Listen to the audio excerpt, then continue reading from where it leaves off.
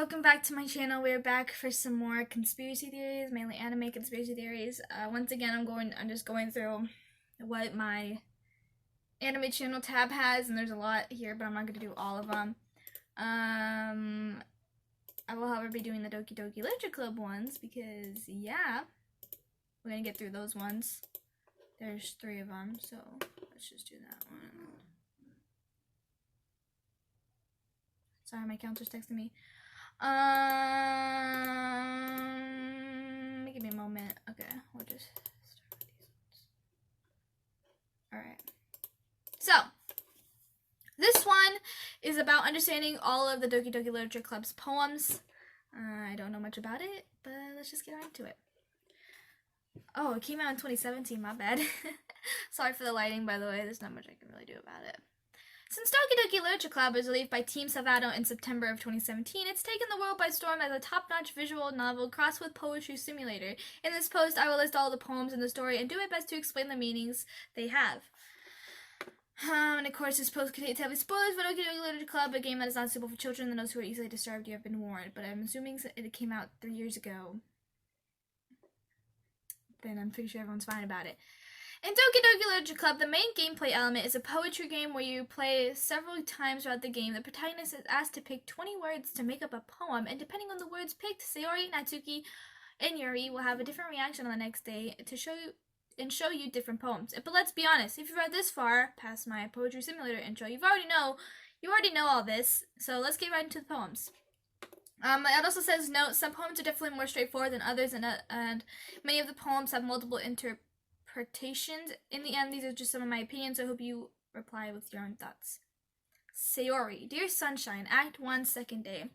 The way you glow through my blinds in the morning, it makes me feel like you missed me. Kissing my forehead and help me out of bed. You make me rub the sleepy from my eyes. Are you asking me to come out and play? Are you trusting me to wish a rainy day? I look above, the sky's blue. It's a secret, but I trust you too. If it wasn't for you, I could sleep forever, but I'm not mad. I just want breakfast. As Sayori admits in the game, she wrote a poem in the morning before school. It makes a reference to her depression and how she doesn't want to wake up, except for when the sunshine comes. The sunshine in this poem could potentially refer to the protagonist, as her love for him is what keeps her alive/awake. Sayori is literally me. Bottles, Act 1, the third day. I pop off my scalp like the lid of a cookie jar, in the secret place where I keep all my dreams. Little balls of sunshine are all rubbing together like bundles of kittens. I reach inside with my thumb and forefinger and pluck one out. It's warm and tingly, but there's no time to waste. I put it in a bottle to keep it safe. And I put the bottles on the shelf with all the other bottles. Happy thoughts, happy thoughts, happy thoughts in a bottle, all in a row. My collection makes me lots of friends. Each bottle, each starlight, to make amends. Sometimes my friends feel a certain way. Down comes a bottle to save the day. Night after night, more dreams. Night after night, more dreams. Friend after friend, more bottles. Deeper and deeper my fingers go, like exploring a dark cave, discovering the secrets hiding in notebooks and crannies. Digging and digging, scraping and scraping. I blow the dust off my bottle caps. It doesn't feel like time elapsed. My empty shelf could use some more. My friends look through my locked front doors. Finally, all done, I open up and come in my friends. They come in such a hurry. Do they want my bottles that much? I finally pull them from the shelf, one after the other, holding them out each and every friend, each and every bottle, but every time I let one go, it shatters against the tiles beneath my feet. Happy thoughts, happy thoughts, happy thoughts, and shards all over the floor.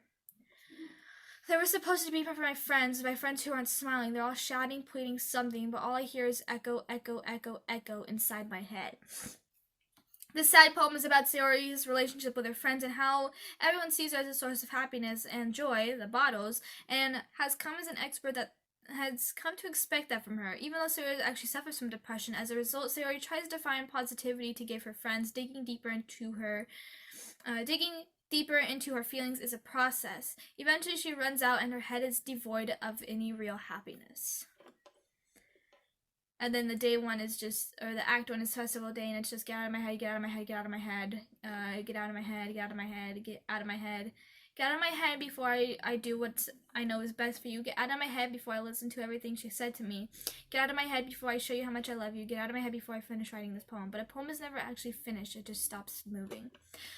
This poem is first scary moment In the game, as it's shown before the protagonist discovers Sayori's corpse, it's a clear reference to Monika's meddling in Sayori's emotions to make her more depressed. And Sayori seems to become more aware of her presence. She sees her suicide as a result of her love for the protagonist, and finally, and the final two lines imply that her depression will continue even after she stops moving. Natsuki. I'm gonna put their pictures up here if you don't remember who's who. So that one was Sayori, this one's Natsuki. The small and feisty tsundere. Eagles can fly. Act 1, second day. Monkeys can climb. Crickets can leap. Horses can race. Owls can seek. Cheetahs can run. Eagles can fly. People can try, but that's about it. This cute poem, as Natsuki directly tells you, is about giving up, similar to Yuri's first poem below. Her poems generally have a last-minute meaning, as she likes the message to jump out as a reader. It's possible, though, that giving up is somewhat related to her abusive situation at home. Amy likes spiders. Act 1, third day. You know what I heard about Amy? Amy likes spiders. Icky, wiggly, hairy, ugly spiders. That's why I'm not friends with her. Amy has a cute singing voice. I heard her singing my favorite love song. Every time she sang the chorus, my heart would pound to the rhythm of the words. But she likes spiders. That's why I'm not friends with her. One time I hurt my leg really bad. Amy helped me up and took me to the nurse. I tried to let her touch me. She likes spiders, so her hands are probably gross. That's why I'm not friends with her. Amy has a lot of friends. I see her talking to people. She probably talks about spiders. What if her friends start to like spiders too? That's why I'm not friends with her. It doesn't matter if she has other hobbies. It doesn't matter if she keeps it private. It doesn't matter if she hurts anyone. It doesn't matter if she doesn't hurt anyone. It's gross. She's gross. The world is better off without spider lovers. And I'm gonna tell everyone. At first glance, this probably looks like another cute Natsuki poem that's fun to read. However, there are potentially much deeper meanings if you look closely. This poem was written in a juxtaposition to Yuri's raccoon poem, a fairly obvious metaphor of her cutting. Amy in this poem is Yuri, and loving spiders is a nod to Yuri's self-mutilation. Natsuki sees Yuri's dark poems about her guilty pleasures, drawing praise from the rest of the Doki Doki Literature Club, while her poems are said to be childish, and this worries her. What if people like the protagonist inadvertently encourage Yuri to hurt herself? This poem shows that Natsuki sees all of Yuri's good qualities as well, but she's afraid to get closer because that would mean that she would have to accept Yuri's bad habits. The last of the line of the poem indicates that Natsuki is ready to talk about Yuri's problems and confront them head on.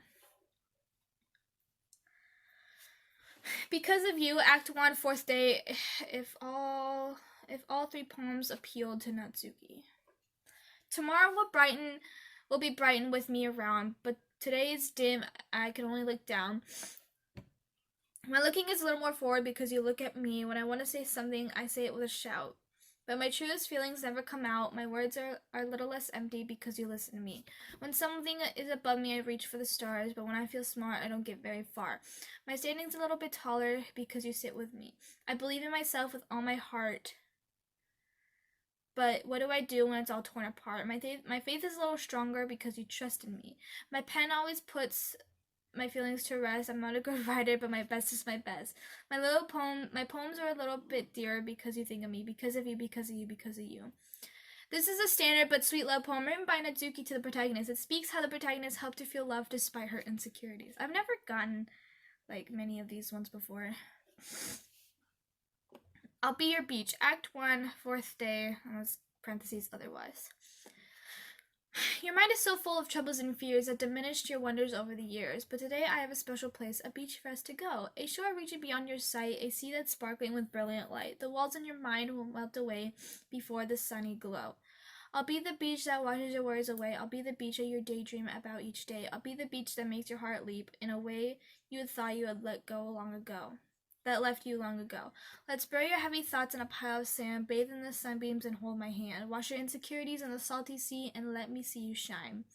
Let's leave your memories in a footprint trail, set you free in my windy sail. And remember the reasons you're wonderful when you press your lips to mine. I'll be the beach that washes your worries away. I'll be the beach that you daydream about each day. I'll be the beach that makes your heart leap in a way you thought you had left you long ago. But if you let me by your side, your own beach, your own escape, you'll learn to love yourself again. A potential explanation for this poem is that Natsuki is writing to Yuri and comforting her. She is willing to carry Yuri's burdens so that she can love herself again. This one is just a bunch of Act 2 second day about poems appealing to Natsuki. There's a bunch of code scripture. Here, if I can show you. So it's just a bunch of code scripture. That's all it is. So there's not much to read there. This poem, so it says, this poem is actually encoded in a base 64 and has a title that translates to Open Your Third Eye with the following text. I can feel the tenderness of her skin through the knife as if it were an extension of my sense of touch. My body nearly convulses. There's something incredibly faint deep down that screams and resists to this uncontrollable pleasure, but I can already tell that I'm being pushed over the edge. I can't stop myself. This is likely related to Project Libatinia and Yuri's last poem in Act 2. As such, I will discuss below in the Yuri section. This one is Natsuki's Request, which is no title, Act 2, the 4th day. I don't know how else to bring this up. There's something I've been worried about. Yuri's been acting kind of strange lately. You've only been here a few days, so you might not know what I mean, but she's normally not like this. She's always been quiet, polite, and attentive, things like that. Okay, this is really embarrassing, but I'm forcing myself to stick it up. The truth is I'm really worried about her, but if I try talking to her, she'll just get mad at me again. I don't know what to do. I think you're the only person that she'll listen to. I don't know why, but please try to do something. Maybe you could convince her to talk to a therapist. I always wanted to try and be better friends with Yuri, and it really hurts me to see this happening. I know I'm going to hate myself later for admitting this, but right now I don't care. I just feel so helpless, so please, if you can do something to help, I don't want anything bad to happen to her. I'll make you cupcakes if I have to. Just please do something. As for Monica, I don't know why, but she's really dismissive about this. It's like she wants us to ignore it. I'm so mad at her right now. That's why I'm coming to you about this. Don't let her know I wrote this. I just pretend I gave you a really good poem, okay? I'm counting on you. Thanks for reading. This message is pretty self-explanatory as it's not a poem. Natsuki becomes more aware of Yuri's stranger than usual behavior and suspects Monica's wrongdoing. Of course, right after she hands you this poem, Monica overwrites Natsuki's words and tells you to ignore the message. Yuri. Ghost Under the Light, Act 1, second day. The tendrils of my hair illuminate beneath the amber glow, bathing. It must be this one. The last remaining streetlight to have withstood the test of time, the last to be replaced by the sickening blue-green hue of the future. I bathe, calm, breathing air of the present but living in the past. The light flickers, I flicker back. Similar to Natsuki's first poem, the poem seems to be about a tone of resignation in the face of something inevitable, giving up. Beyond that, it's unclear to me to accept that it's a connection to the second part of the poem seen below. The Raccoon, Act 1, third day. It's happened in the dead of night while I was slicing bread for a guilty snack. My attention was caught by the scuttering of a raccoon outside my window. That was, I believe, the first time I noticed my strange tendencies as an unordinary human. I gave the raccoon a piece of bread, my subconscious well aware of my consequences. Well aware the raccoon that is fed always comes back for more. The enticing beauty of my cutting knife was the symptom. The bread, my hunger, curiosity, the raccoon, and urge. The moon increments its phase and reflects that much more light off my cutting knife. The very same light that glistens in the eye of my raccoon friend. I slice the bread fresh and soft. The raccoon becomes more excited, or perhaps I'm merely projecting my emotions onto the newly satisfied animal. The raccoon has taken to following me. You could say that you've gotten quite used to each other. The raccoon becomes hungry more and more frequently, so the bread is always handy. Every time I brandish my cutting knife, the raccoon shows me its excitement. A rush of blood, classic Pavlovian conditioning. I slice the bread and I feed myself again. That one sounded weird. That one definitely, you can see that it represents something. So many people found it obvious that the poem is about Yuri's cutting, especially considering her focus on the knife. The raccoon in the poem is her urge to self-harm, and that started off as a stranger, but is taking the following to her more and more, as she finds it more and more difficult to resist the knife. Every time she cuts, as she says in the last line, she feeds herself again. That one was just fucking weird. I got like really weird reading that because I know what that meant. Ghost Under the Light Part 2, Act 1, 4th day, if all 3 poems appealed to Yuri. The tendrils of my hair illuminating beneath the amber glow bathing. In the distance, a blue-green light flickers. A long figure crosses its path, a silhouette obstructing the eerie glow. My heart pounds, the silhouette glows grows closer, closer. I open my umbrella, casting a shadow to shield myself from visibility, but I am too late. He steps into the streetlight. I gasp and drop my umbrella. The lights flicker, my heart pound. He raises an arm. Time stops. The only indication of movement is the amber light flickering against his outstretched arm. The flickering light is the rhythm with my pounding heart, with the pounding of my heart, teasing me and succumbing to this forbidden emotion. Have you ever heard of a ghost feeling warmth before? Giving up on understanding, I laugh. Understanding is overrated. I touch his hand, the flickering stops. Ghosts are blue-green, my heart is amber. This is Yuri's version of a love poem to the protagonist. It's contrast to part 1, which is written with a sense of futility. Part 2 seems to push back against that. The figure in the protagonist is the protagonist, who somehow breaks down Yuri's walls and seems to understand her despite her flaws. Yuri feels warmth from love, presumably despite being a ghost, and her heart is amber. Beach. Act 1, 4th day, otherwise. A marvel million of years in the making, where the womb of Earth chaotically meets the surface, under a clear blue sky in expansive bliss, but beneath gray rolling clouds and endless enigma, the easiest world to get lost in is one where everything can be found. One can only build a sand castle where the sand is wet, but where the sand is wet, the tides come. Will it gently lick at your foundations until you give in, or will a sudden wave send you crashing down in the blink of an eye? Either way, the outcome is the same, and yet we still build sand castles. I stand where the foam wraps around my ankles, where my toes squish into the sand. The salty air is therapeutic. The breeze is gentle yet powerful. I sink my toes into the ultimate boundary line, tempted by the foamy tendrils. Turn back, I abandon my peace and a road at the shore, drift forward, and I return to Earth forevermore. Yuri's beach poem is a lot more mysterious than Natsuki's, and your guess is as good as mine as to its meaning. I've read thoughts that say that it explains how Yuri sees love, but others say it's about her understanding life in general. Oh God. Wheel. Act 2, 3rd day. A rotating wheel turning an axle, grinding bolt head linear gearbox, falling sky, 7 holy stakes, a dark shape, a portal unto another world, a thin rope tied to a thick rope, a torn harness, paradox gearbox, expanding universe, time controlled by slipping cogwheels, exodus of God swimming with open water in all directions, drowning, a prayer written in blood, a prayer written in time, devouring snakes with a human eye, a thread connecting all human eye, a kaleidoscope of holy psyches, exponential gearbox, a sky of exploding stars, God disproving the existence of God, a wheel rotating in 6 dimensions, 4th gears and a ticking clock, a clock that ticks for 1 second in every rotation of the planet, a clock that ticks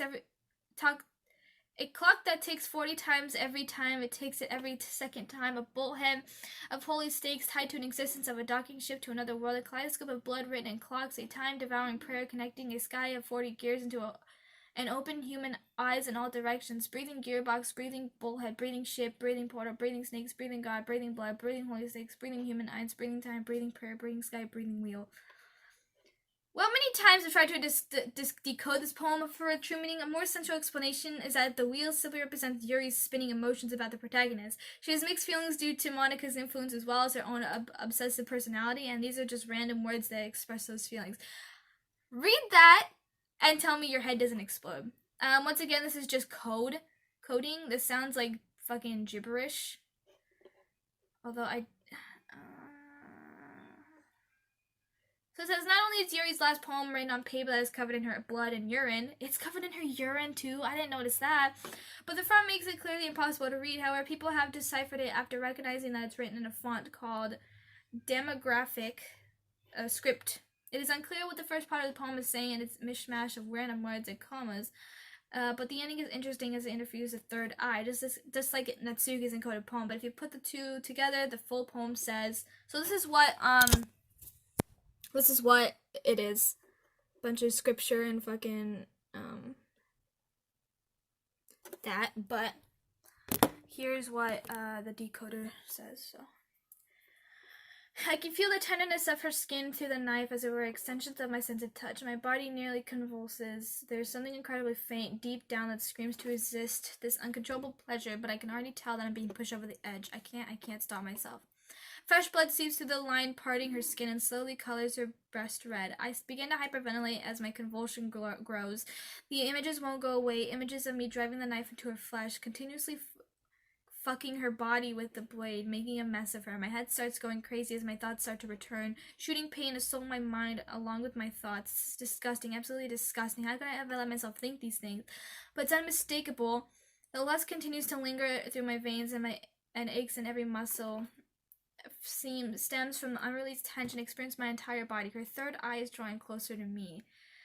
This is obvious, very graphic, and not for the faint of heart. But third eye is possibly the eye of the cover of Yuri's book. The portrait of Markov is to be consistent, as Yuri describes it as a human experiment, prison, and there's a link to it.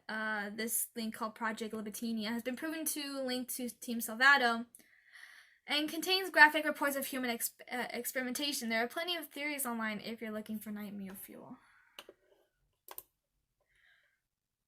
Oh, this is fucking creepy. Libetinia.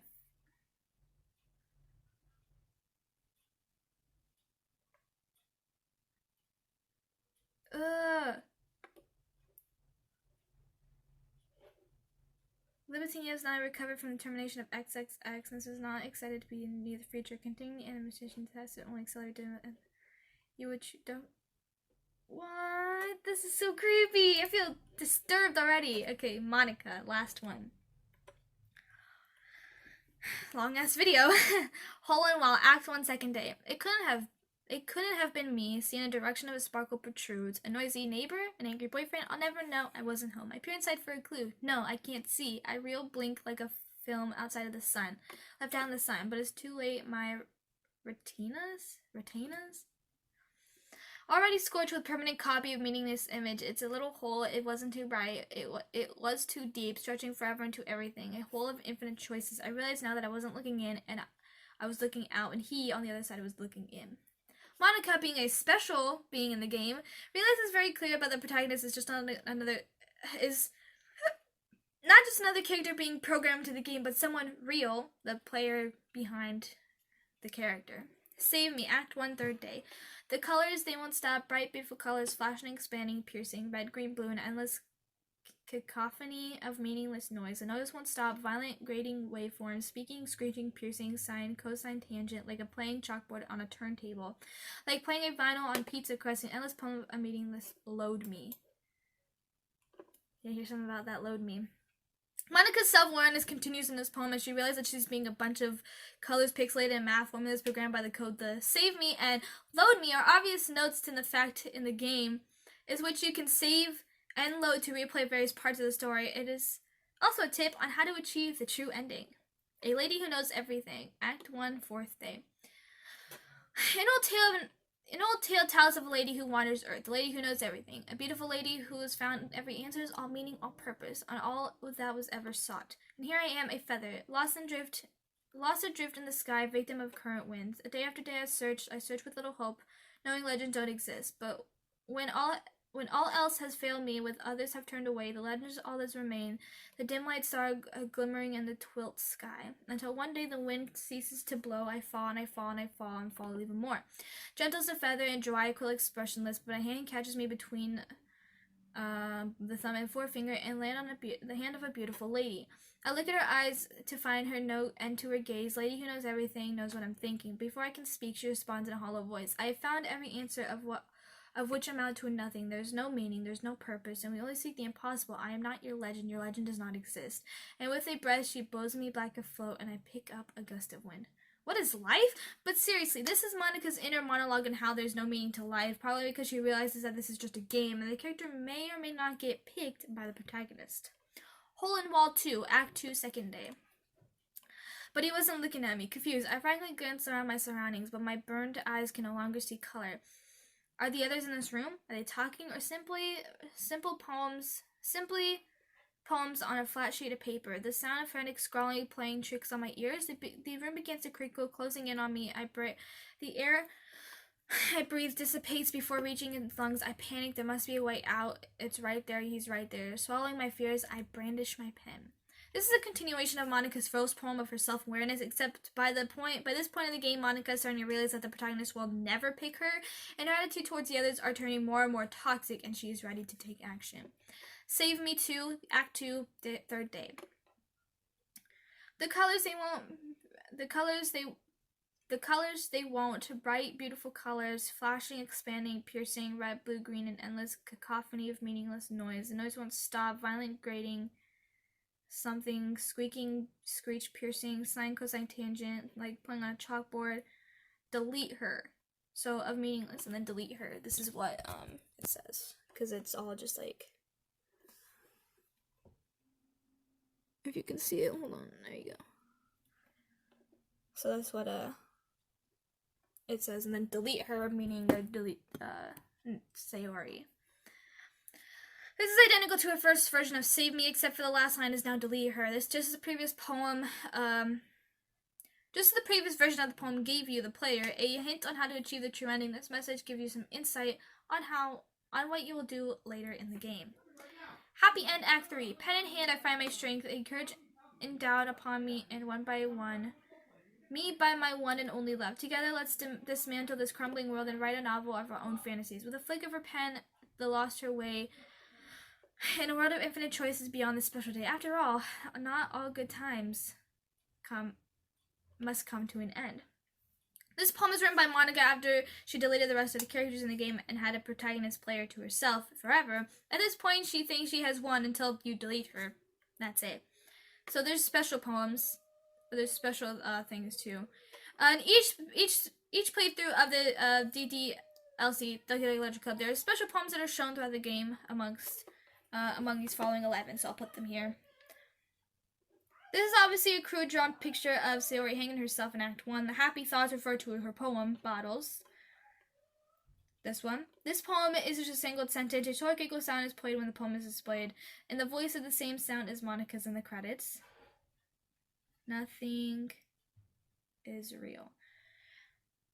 The text is blacked out in the following description, nothing is real, but the image can manipulate to the shown in the following text. Irregular heartbeat, heart palpitation, arrhythmia. I search and search eyes, scanning everything I could find on their symptoms. What is this? Shortness of breath, chest pain, dizziness? No, this is all wrong. Illicit's symptoms are nowhere to be simple. I've seen it twice now. The screams, pain, sickening, pale skin, vomiting blood. There's no other explanation other than the Rainer's information was a complete another lie. This can all be a coincidence. It's not possible. I don't know how much of this Rainer is behind, but Allah knows that. But I do know this. There is something horribly wrong with his family, and I've accepted the invitation to become a part of it. I can hear Alyssa screaming through the walls now. I listen helplessly. Rainer says that he would be with her shortly. Is he in her room now? Why is she screaming even louder than before? Since Alyssa and Ryder are not mentioned in the game at all of the prevalent speculation is that this is also related to Project Libitina, as evidenced by the text in the beginning about Alyssa's symptoms. Today I cut my skin open for the first time. It was exhilarating. I think I understand how blank feels now, but I'm supposed to be the responsible one, though, so I don't think I'll be doing it again until I decide to kill myself. I'll leave a memento of the occasions below. It is unclear if this is written by Monika or Natsuki. It's likely that Sayori, given the offer, refers to him or her as the responsible one, although the black bar cannot be manipulated as above. To show the text beneath it, the file's EXIF data shows that its obscure word is Yuri, is what we'd expect. Stare at the dot for a special message. Thanks. I love you. Oh, I thought it was gonna be something creepy. I think the point of this poem is to make you think there's going to be a jump scare. The dot automatically the dot changes to I love you after 10 seconds, which indicates that the poem was probably written by Monika as a joke. A joke. I walked into a club. In the club, there was a girl who liked him very much. They spent some time together, and she liked him even more. One day, the girl realized she was in love with him.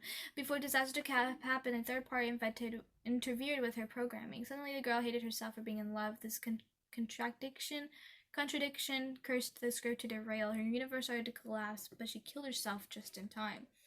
Speaking of jokes, this poem is not really one, as more of its less draws parallels with the tragic events of Act 1 in DDLC. The man is the protagonist. The girl who liked him is Sayori. A third party is Monika. Yikes. This is not a poem, just distorted images of Monika when the player tries to dismiss the picture a second, but sorted differently pictures before briefly continue. A dream. I was staying over at a friend's house. There was 4 of us. I drifted off to sleep while everyone was talking and watching TV. In my dreams, I was still at my friend's house. The only difference was there were nails sticking out of the walls everywhere, and there was also someone I didn't recognize. The person I didn't recognize told a joke and everyone laughed. I woke up and saw everyone laughing at something on the TV. So the laughing was not most part of the dream. It was noise that woke me up. I wonder who that person was and how they tell a joke at that moment. This is a metaphorical poem written by Monika about the game. The TV is the protagonist, and Monika's three friends are Sayori, Yuri, and Natsuki. When Monika fell asleep and had a dream that represented her self-awareness in the game, but despite that self-awareness, she was still stuck in the game. The nails represent Monika's feelings of being trapped. As the protagonist responded to the characters' games, TV told jokes, and the characters responded and laughed accordingly. Things I like about Papa. Oh, God. I like it when Papa comes home early, cooks me dinner, gives me allowance, spends time with me, asks me about my friends, asks me about anything, gives me lunch money, comes home before sundown, cooks, gives me privacy, doesn't tell me how to dress, doesn't comment on my friends, doesn't comment on my hobbies, Papa comes home from without waking me up, keeps food in the house, uses his inside voice, leaves my stuff alone, accidentally drops coins on the couch. When Papa is too tired to notice me, I like it when Papa is too tired to anything. I like when Papa is too tired for everything. It's implied that this story is written by Natsuki about her abusive father. It starts with her father's positive traits, which probably doesn't happen often, and quickly turns to negative as she describes his abusive behavior. I can't convince myself to go to therapy when I'm the hypest I've ever been. I'd rather keep this until I blow my cover and someone takes me to the emergency room. This is Yuri writing down Act 2 of her obsessive happiness extends to her degraded mental state. Unfortunately for her, no one took her to the emergency room when she blew her cover. The dream. I was wandering an abandoned house at night. I was lost looking for an exit. I just wanted to go home. I came upon a huge empty room. Its ceiling and its walls beyond dark blackness, as my steps were quick in order to hurry to the other side or the wall or anything. Suddenly, the ground was no longer beneath my feet. I stepped into a hole of indeterminate width. I fell for a good 5 seconds before crashing into warm water. Figuring out where I was, I surfaced. The air was humid, and the sounds of splashing reverberated endlessly. My vision was completely swallowed by dark. With one hand, I could feel my damp metal wall of the container. My lungs were already getting tired.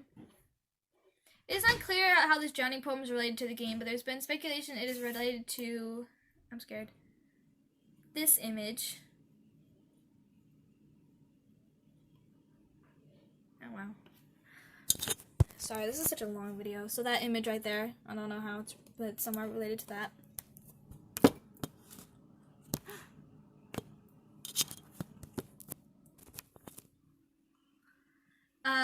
Which was by the artist who worked on Teams of Autumn. Maybe another Project Libitina reference? So that was finally it. Jesus Christ. I'm gonna put all those pictures in there, so you don't have to worry about that. I didn't realize that was longer than I intended it to be. 32 minutes long. But I hope you all enjoyed it. If you're new to my channel and love anime as much as I do, be sure to hit the subscribe button, give this video a thumbs up, also the bell so you're notified when I make videos, which is every Wednesday. I love you guys. Thank you so much for watching, and I will see you later. Bye-bye.